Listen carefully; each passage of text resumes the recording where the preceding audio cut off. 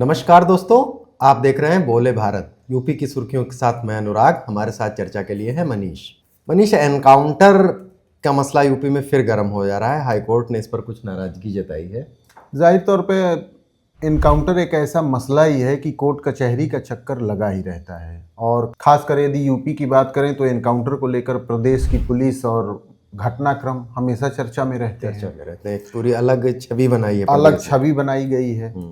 बहुत इस पे डिबेट भी होती है कि ये कितना जरूरी है, कितना गैर जरूरी है। लेकिन अब हाई कोर्ट ने कहा है कि जो हाफ इनकाउंटर यूपी में चल रहा है उस पर बहुत सख्त नाराजगी जाहिर की है अनुराग, और उसने कहा है कि ये किसी भी सूरत में स्वीकार नहीं है। कोर्ट ने स्पष्ट तौर पर कहा है कि सजा देने का अधिकार सिर्फ अदालत का है, न कि पुलिस मौके पे सजा देने लगे। तो ये एक बहुत दूरदर्शी निर्देश है हाई कोर्ट के, और मैं बता दूं कि समय समय पर अदालतें ऐसे निर्देश देती रहती हैं। लेकिन इसमें एक बड़ी बात यह भी है कि पुलिस और शासन के बड़े अफसरों को हाई कोर्ट ने तलब किया था।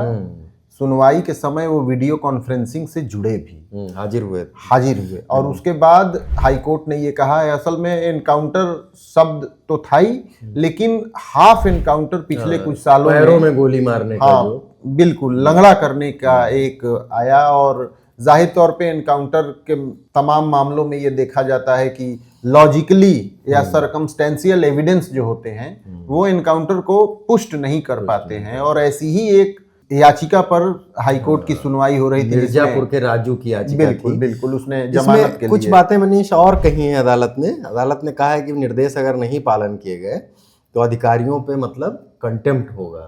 सारा पुलिस अधीक्षकों मतलब जो कप्तान इंचार्ज हैं उनकी तरफ बिल्कुल। और उन्होंने कहा है कि उसमें आप अफसरों के नाम मत लिखा करिए जो आप FIR एनकाउंटर के लिखते हैं, उसमें टीम लिखा करिए।